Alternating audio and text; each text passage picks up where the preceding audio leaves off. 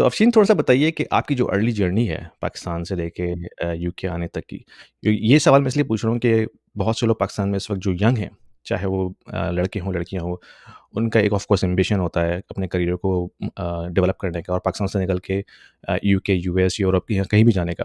तो उस हवाले से थोड़ा-सा अपना जर्नी बताइए कि आपकी क्या जर्नी रही है? पाकिस्तान से आपका कहाँ से ताल्लुक था और यूके आप कैसे पहुँची? शुक्रिया फॉर हैविंग मी बहुत-बहुत शुक्रिया आपका और इतना अच्छा इंट्रो देने के लिए। Really humbled. मैं पाकिस्तान से कराची से हूँ, लेकिन मेरी जो परवरिश है वो पाकिस्तान में नहीं हुई थी। मेरे जो डैड हैं वो ओमान में रहते थे हम लोग और मेरी ओमान में लाइक अपब्रिंगिंग हुई है, परवरिश हुई थी। तो मेरे पास एक ये सॉर्ट ऑफ अपॉर्च्युनिटी थी या आप ये कह दें कि यही हम लोगों का तब मिशन हुआ करता था या विज़न हुआ करता था कि वहाँ से पढ़ाई खत्म करके आपने यूके, यूएस या कनाडा जाना है। उस वक़्त यही विज़न था बच्चों का और कुछ हम लोगों का था नहीं। क्योंकि जो पेरेंट्स थे वहाँ पे सारे वो like they were doing good और उनके लिए काफ़ी ईज़ियर था अपने बच्चों को बाहर सेटल करना एज़ कम्पेयर टू आज भी पाकिस्तान में जो पेरेंट्स हैं।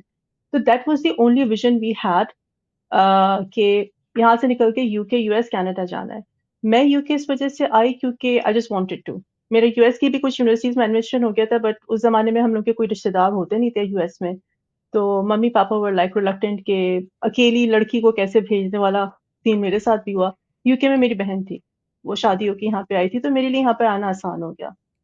तो फिर मैं यहाँ पर आई, मैंने अपनी डिग्री कंप्लीट की computer security and audit university of Greenwich से और दिस वाज़ एक्सीडेंटल कि मैंने ये सब्जेक्ट क्यों चूज़ किया। मुझे आज तक खुद नहीं पता मैंने ये सब्जेक्ट क्यों चूज़ किया।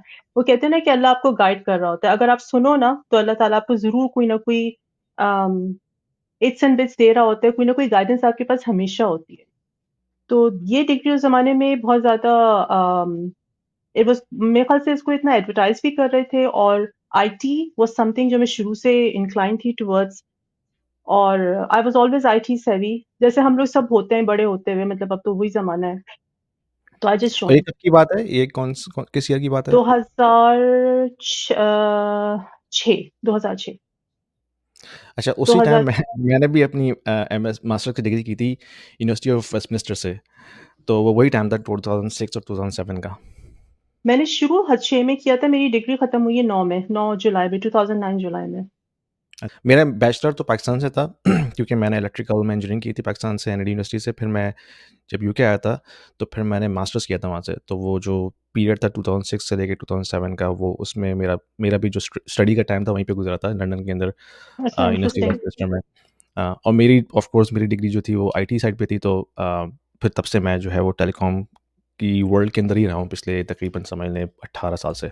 If you are an investor in the US, in Canada, or in Europe, and you are considering investing into Dubai real estate market, this video is for you because we have a platform called Stake, which allows you to invest into the residential real estate market and start earning rental income right away without going through a lengthy documentation process or coming up with a heavy down payment. Stake is built upon the concept of crowdfunding. So it is democratizing the entire investment strategy and allows you to own a single unit of the entire investment portfolio. So you don't have to own the entire property, right? You can be part of the pool that can actually own a piece of property, a piece of real estate. So that allows you to start with as low as 2,000 dirhams and you can slowly ramp up. So as you start investing into it, you can not only own a bit of real estate, but you also get a portion of the rental income on monthly basis. So it's a passive investment strategy, diversifying your portfolio from traditional North American or European markets into Dubai, which is hustling and bustling and growing very fast and allows you to build your wealth over time. So don't delay. There is a link down there in the description. If you click on this, it will give you free 200 dirhams in your account right away to start with, and you can thank me later. अच्छा मेरा ये interesting scene मेरा ये था कि जब मैंने degree complete की तो उस ज़माने में तो ब्लॉकचेन थी नहीं ना, हम लोग 3 टेक्नोलॉजीज़ पढ़ते थे वीपीएन, क्रिप्टोग्राफी और वीपीएन, क्रिप्टोग्राफी एंड प्रोटोकॉल्स। ये 3 टेक्नोलॉजीज़ हम लोग डिफरेंट तरीके से पढ़ते थे, लाइक डिफरेंट पढ़ते थे, कभी मर्ज नहीं हुई थी जब मैंने डिग्री कंप्लीट की थी। उसके बाद ये 3 टेक्नोलॉजीज़ मर्ज हुई हैं cryptography, VPN and protocols to create blockchain. और जब हम्म। 2009 में बिटकॉइन क्रिएट हुआ है जनवरी में और मेरी डिग्री खत्म हुई है जुलाई 2009 में।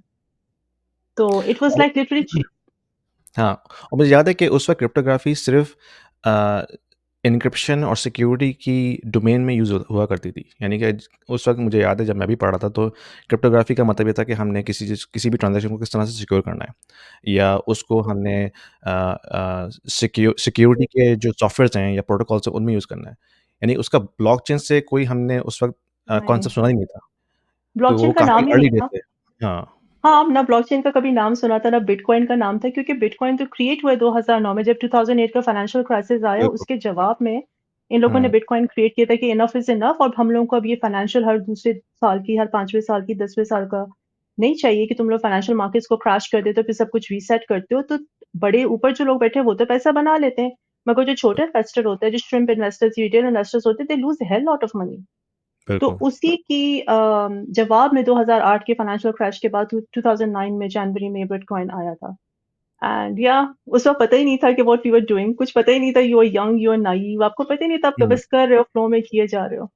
या तो जब आपकी डिग्री कंप्लीट हुई तो उसके बाद फिर क्या आपने उसके बाद जॉब स्टार्ट कर दी थी इसी फील्ड में या बिल्कुल डिफरेंट फील्ड में? क्योंकि अक्सर ये भी होता है कि आपने डिग्री किसी चीज़ में की है, आपको जॉब किसी और चीज़ में मिलती है और फिर बड़ा मुश्किल होता है कि उसको वापस उस लाइन पे लेके आना।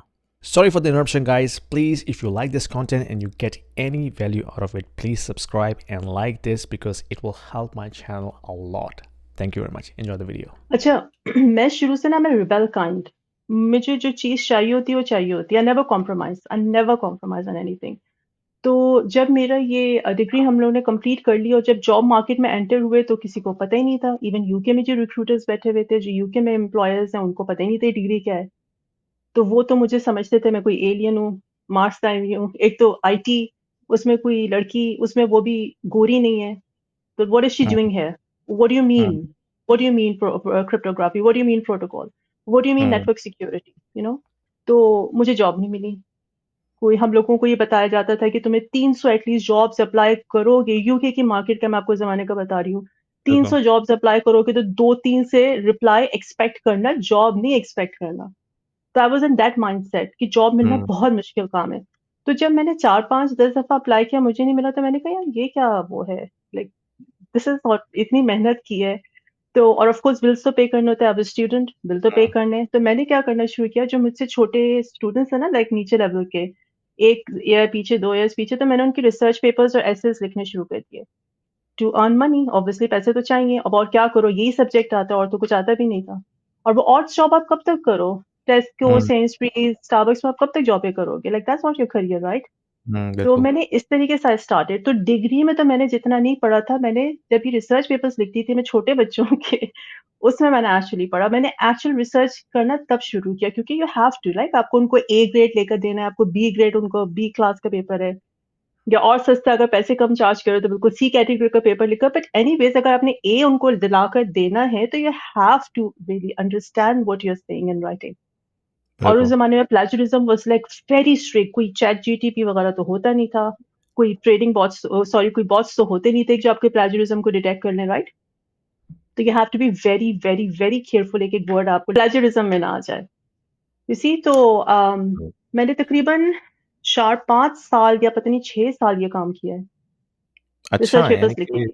डिग्री खत्म होने के बाद आपने तकरीबन 4 साल सिर्फ़ यही काम किया, आपको यानी कि उस वक़्त तक भी जॉब की कोई अपॉर्च्युनिटी नज़र नहीं आई थी? यार आई was making very good money. I was making like 3000 हाँ। 5000 पाउंड्स अ मंथ। तो व्हाई वुड आई? वाओ! मैं क्यों वाओ! जाके टेस्को एज़डा में खड़ी होकर जॉब्स करूँगी? क्योंकि ऑब्वियसली व्हाई अगर वुड आप I? Early early in career job भी लेती हैं, तो मेरे ख़्याल में वो उस ज़माने के मुझे याद है, मैंने भी जब पास आउट हुआ था, तो मुझे जो पहली जॉब मिली थी, वो 24,000 पाउंड्स पर ईयर की पर मिली एनम थी। हाँ, जो कि और बहुत टैक्सेस बेसिक है। निकाल लें। एग्ज़ैक्टली टैक्स मिला के शायद मुझे बचते होंगे शायद 2200 पाउंड्स पर मंथ कुछ इस तरह का अमाउंट मुझे याद है। तो अगर आप 3000 या 3 4000 सिर्फ़ इस काम से अर्न कर रही हैं, तो that's more than good enough.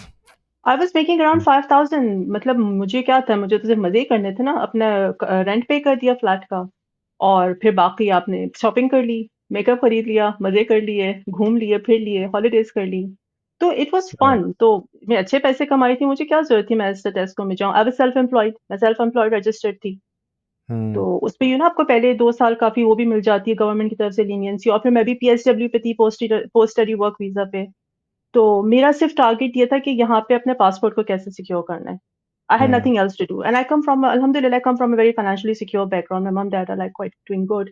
तो मुझे वो कोई प्रॉब्लम नहीं थी कि मतलब आई अंडरस्टैंड कि जो लोग पाकिस्तान में हैं, उनको बहुत पीछे you have to feed people and you have to feed the family. मेरे साथ ऐसा कोई मसला नहीं था।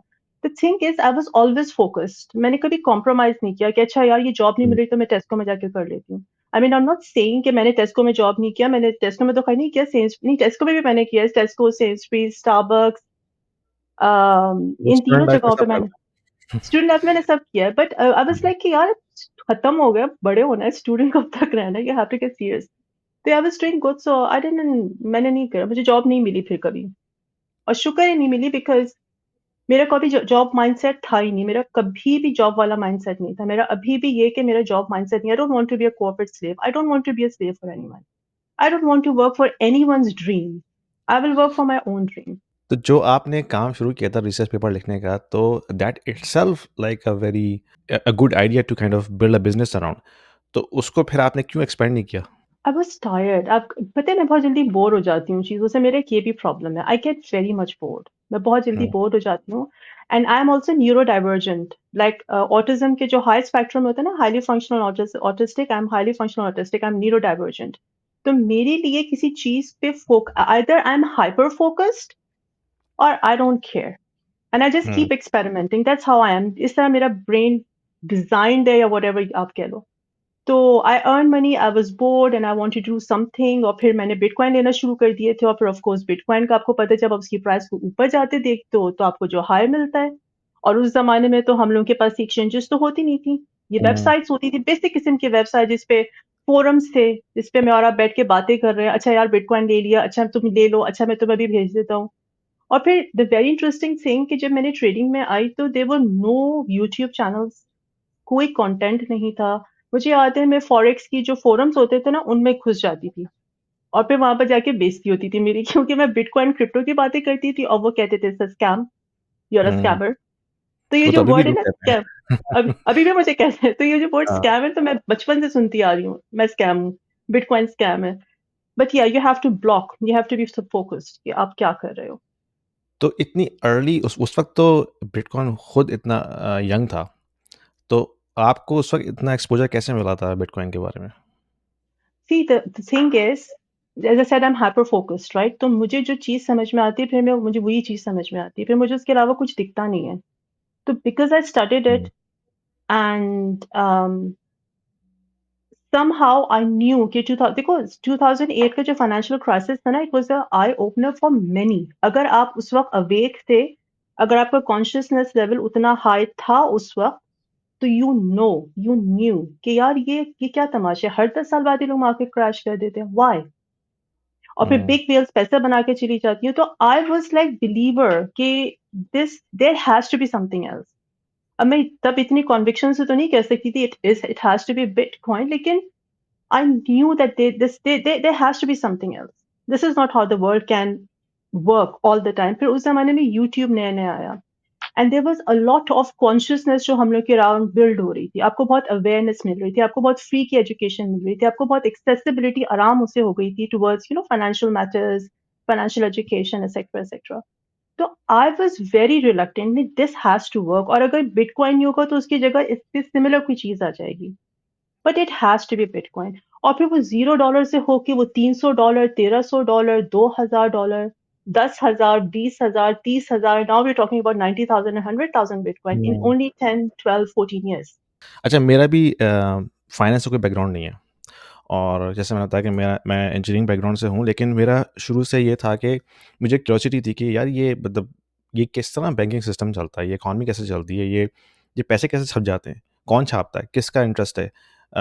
और मेरे ख़्याल में 2016 तक मुझे मेरे ज़हन में भी ये कॉन्सेप्ट था कि गोल्ड रिज़र्व होते हैं तो पैसा छपता है, और अभी भी मैं बता रहा हूँ एक वास्ट मेजॉरिटी है जिनका अभी भी यही कॉन्सेप्ट है। कि गोल्ड वो रिज़र्व तो फिर है। मैंने जब कि लोग समझते हैं कि गोल्ड रिज़र्व होते हैं, उसकी बेस के ऊपर जो है पैसे छपते हैं, जो कि 1973 से ख़त्म हो चुका है। आई थिंक एक्चुअली 71 से ख़त्म हो चुका है। 71, तो निक्सन वाज़ द वन, 71। बिल्कुल। तो जब मुझे मौका मिला पढ़ने का, क्योंकि मेरी जो क्यूरियोसिटी तो थी, तो फिर मुझे पता चला कि अच्छा ये भी है, ये भी है, ये भी है, ये भी हुआ है।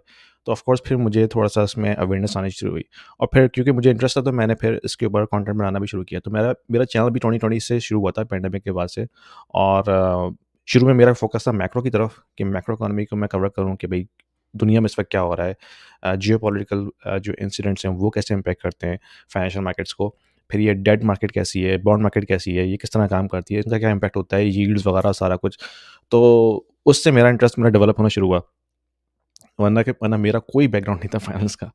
तो इस वजह से मैं भी अब इस डोमेन के अंदर हूँ। तो मेरा आपका चैनल भी मैंने उसी दौरान डिस्कवर किया था। मेरे ख़्याल में 2021 समथिंग के अराउंड। तो जब ऑफ कोर्स वो एक बुल मार्केट शुरू हो गई थी और बिटकॉइन उस वक़्त जो है 10,000 से लेके वो एक्चुअली 60-65 तक गया था। जो कि बहुत अ, ज़बरदस्त रैली थी। उसी वक़्त जो है ऑफ कोर्स हर कोई जो है क्रिप्टो पे कंटेंट बना रहा था, तो फिर मेरा इत्तेफ़ाक हुआ था आपका चैनल डिस्कवर करने का और शारिक का चैनल डिस्कवर करने का, क्योंकि मैंने वेस्ट में तो काफ़ी लोग देखे थे जो इस पे कंटेंट बनाते थे। लेकिन हमारे जो देसी कम्युनिटी के लोग थे उनमें मैंने सिर्फ़ आपको और शारिक को देखा था। इसके अलावा मुझे कोई और बंदा उस अथॉरिटी से बात करता हुआ नज़र नहीं आया था। तो मुझे फिर लगा कि यार इन लोगों से ज़रूर बात करनी चाहिए ताकि इनका भी एक पर्सपेक्टिव है इस पूरी ग्लोबल मार्केट के हवाले से, फाइनेंशियल मार्केट्स के हवाले से, और फिर इसमें एक जो क्रिप्टो का एलिमेंट आ रहा है। तो it will be interesting to have this conversation. तो उस वक़्त से मैं आपसे जो है ना कॉन्टैक्ट करना चाह रहा था, लेकिन ख़ैर वो हुआ नहीं था। अच्छा, अब ये बताइए कि ये जो आपकी पूरी जर्नी है, अ, जैसा कि आपने खुद बताया कि एक लड़की के लिए, वो भी ख़ास तौर पे जो एशियन बैकग्राउंड से है, इट्स क्वाइट चैलेंजिंग, मैं समझ सकता हूँ। लेकिन ऑफ़ कोर्स मैं आपकी व्यू से जानना चाहता हूँ कि आपको क्या चैलेंजेस फ़ेस करने पड़े? और अभी भी मैं आपके वीडियो के कमेंट देखता हूँ, काफ़ी तंज़िया कमेंट आते हैं और आप हमेशा जो है बड़ा कूल माइंडेड होके उसका जवाब देती हैं। तो थोड़ा-सा बताइए कि आपको क्या चैलेंजेस अब तक फ़ेस हुए हैं और किस तरह से आप इसको जो है फ़ेस करती हैं? टू बी ऑनेस्ट मैं I don't allow those challenges to कि मेरे दिमाग में आए या मुझे वो चैलेंज के तौर पे लगे। आई सी अपॉर्च्युनिटीज़, मैं चैलेंजेस देखती नहीं हूँ, मुझे चैलेंजेस दिखते नहीं, टू बी वेरी ऑनेस्ट।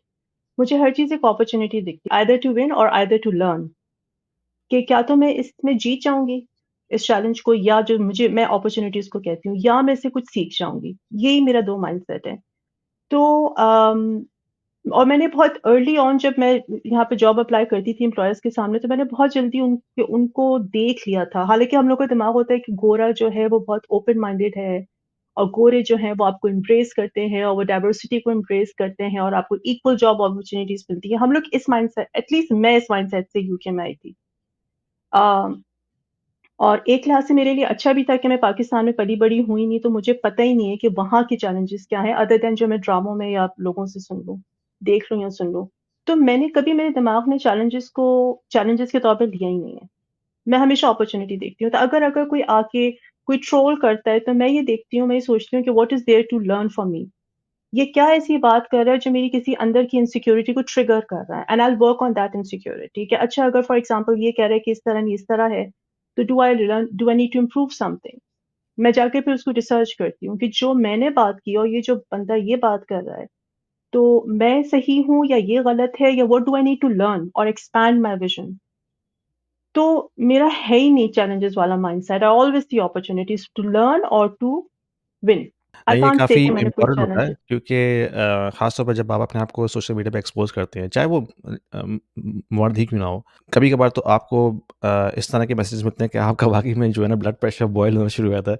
लेकिन ऑफ़ कोर्स ये भी एक स्किल है कि आपने किस तरह अपने आप को काम रखना है और ओवर रिएक्ट नहीं करना उसके ऊपर। तो मैंने अक्सर आपकी वीडियोज़ में देखा है कि कुछ इस तरह के कमेंट्स आते हैं, लेकिन आपने उसका बहुत जो है ना कामली उसको जवाब दिया है।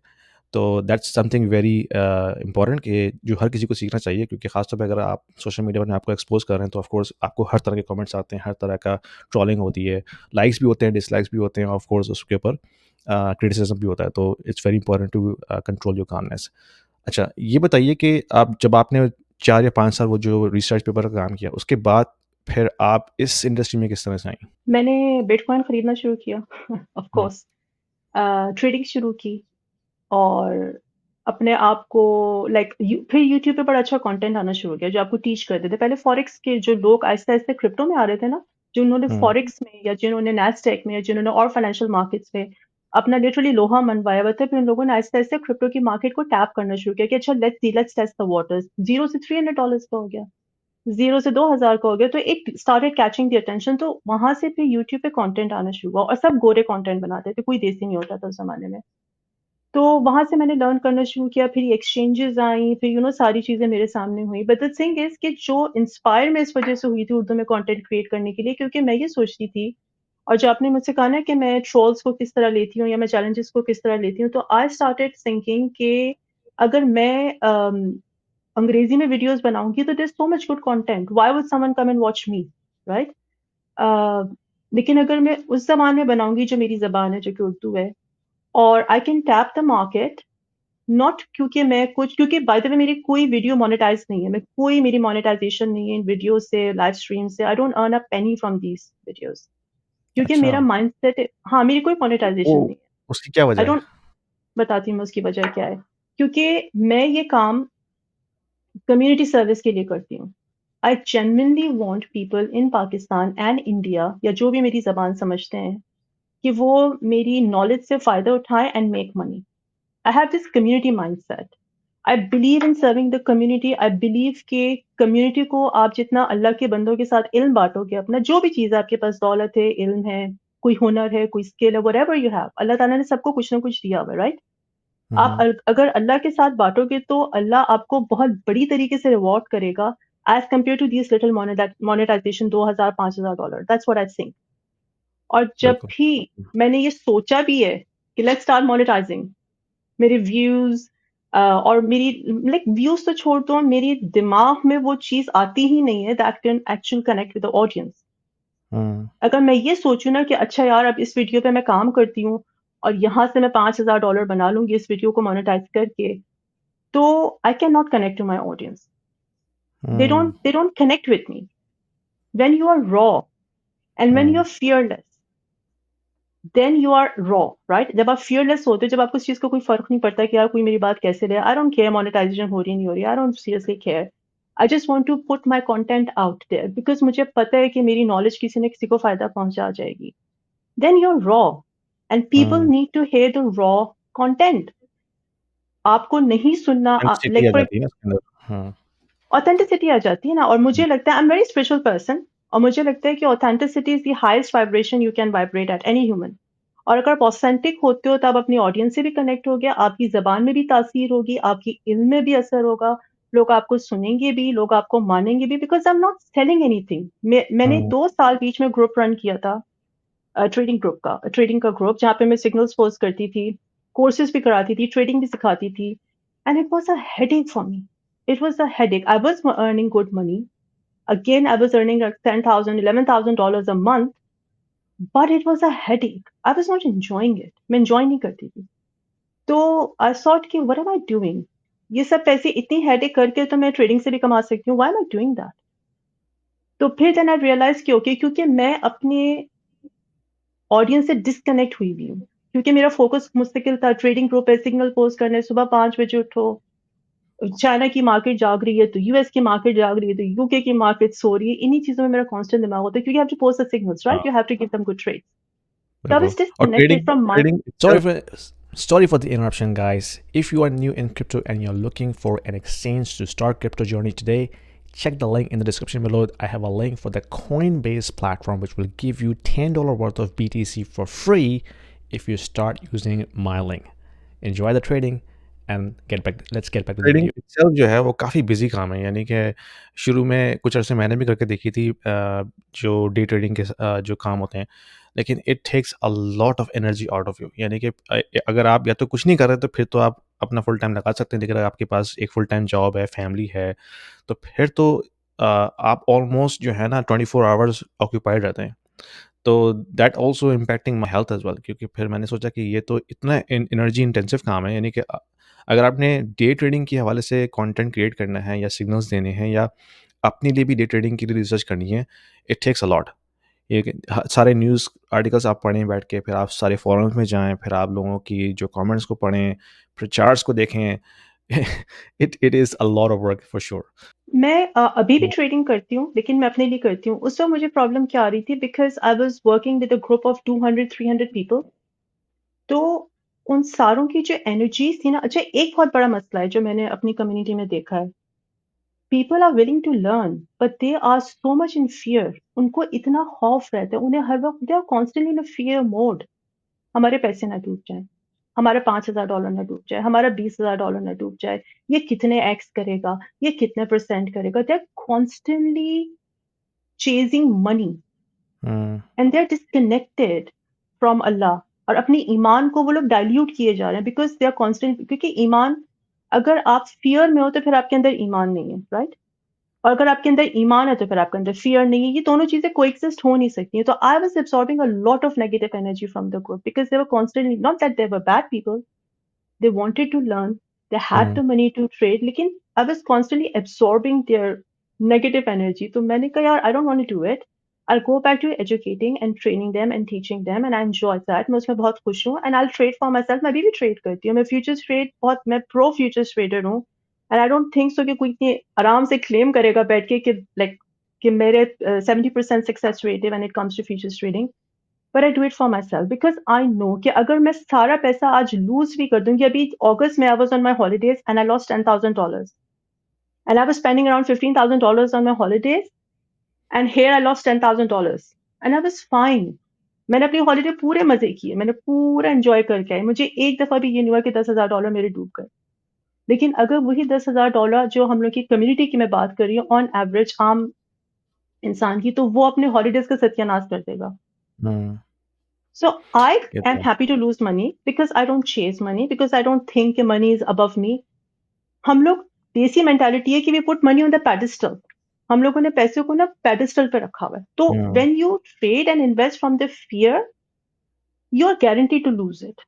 For the interruption, guys, if you are interested in reading about these topics like macroeconomics, financial markets, what's happening with the geopolitical situation, what's happening with interest rate, monetary policy, Federal Reserve, ECB, China, Japan, I cover these topics in a very simple and plain English in a very digestible format. If you like to read about this, there is a link in the description about my newsletter that I send out every week. Do yourself a favor, click subscribe and enjoy reading. Thank you. असल में उसकी कुछ और वजूहत भी होती हैं। जैसे पाकिस्तान में तो ऑफ फाइनेंशियल सिचुएशन वैसे ही इतनी टाइट होती है लोगों की, तो वो अगर जो भी थोड़ा बहुत इन्वेस्ट करना चाह रहे हैं, तो अगर वो उनको ये लगे कि ये लूज़ हो जाएंगे, तो ऑफ कोर्स वो उनके लिए काफ़ी एक बड़ा सेटबैक होता है।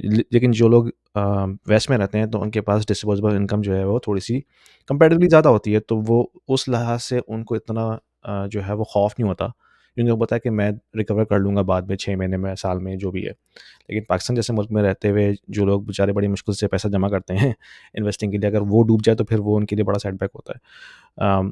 तो अब आपका जो प्रोफ़ेशन है वो फुल टाइम यही है, ट्रेडिंग करना है, या आपकी कोई अपनी कोई फुल टाइम जॉब है? मतलब आपका रेवेन्यू मॉडल क्या है इस वक़्त? मैं 2 काम करती हूँ। एक तो क्रिप्टो, हुँ, कंटेंट क्रिएशन, जो कि again I don't monetize at all, और ट्रेड एंड इन्वेस्टमेंट जो कि मेरी अपनी क्रिप्टो में होती रहती है। और दूसरा मेरा अपना एक और प्रोजेक्ट है। I am working on quantum mechanics and spirituality. I am actually writing a book on quantum mechanics and spirituality. तो ये 2 मेरे इंटरेस्ट हैं सब्जेक्ट के, और मेरी कोई जॉब नहीं है। मैं और कोई जॉब नहीं करती। I earn from um, whatever I earn from cryptos because I don't have that job mindset.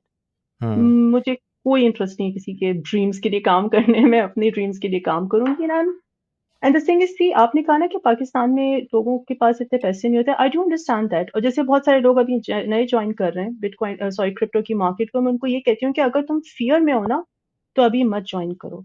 इस बुल रन को ऑब्ज़र्व करो, देखो, समझो, एजुकेट करो, पढ़ो, वेट, और पैसे जमा करो। और जब बेयर मार्केट आए ना तब इन्वेस्ट करना, जो कि अप्रैल में नहीं तो 2026 में आनी ही आनी है। क्या तो अप्रैल हुँ। 25 से मार्केट ने गिरना है या फिर 26 में तो गिरना ही गिरना है। Don't rush. साइकिल है ना, ये तो साइकिल होती है ऊपर-नीचे की, तो अभी बुल मार्केट है तो इसलिए हर चीज़ जो है ऊपर जाती हुई नज़र आ रही है। लेकिन जब बेयर मार्केट शुरू होगी तो फिर हर चीज़ क्रैश होती हुई नज़र आएगी। तो that's the right time to buy for sure. Exactly, तब बाय हुँ, करो। अभी सिर्फ़ अपने एन्जॉय करो इस फन को, इस थ्रिल को कि बिटकॉइन ऊपर जा रहा है। डोंट पुट मनी, बिकॉज़ सी जब आप फ़ियर फैक्टर से किसी भी चीज़ में इन्वेस्ट करोगे, चाहे वो क्रिप्टो हो, चाहे वो आपकी प्रॉपर्टीज़ हों, गोल्ड हो, प्रेशियस मेटल्स हो, नैस्डैक हो, किसी भी फाइनेंशियल मार्केट में अगर आप फ़ियर के साथ इन्वेस्ट करोगे ना, it's guaranteed to lose because that's the energy you are putting into your investment. अब ये बताइए कि